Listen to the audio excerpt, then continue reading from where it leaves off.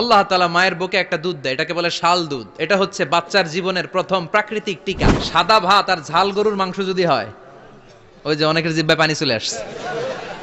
What a amazing mechanism of discharging milk from animals body. Vishnu বলতেন আলাইকুম B আলবানিল বাকার, বেশি বেশি গরুর দুধ খাবা।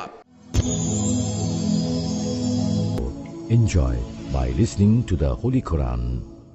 আল্লাহ বললেন মিমবাইনি ফারসিউ ওয়াদামিল লাবানা, গোবর আর রক্তের মাঝখান দিয়ে আমি দুধ বের করি। সুবহানাল্লাহ পড়েন। আমরা যাই এই গাভীর ওলান টানা শুরু করি সকালবেলা বিসমিল্লাহ বলে, কিন্তু কেমনে যেটা আসে ওইদিকে নজর নাই। ডাকাত বিসমিল্লাহ বলে শুরু করে না, দুধ খাই আলহামদুলিল্লাহ পড়ে না, আছে না নাই? আল্লাহ বলেন মেকানিজমটা শোনো কেমনে আমি খাওয়াই।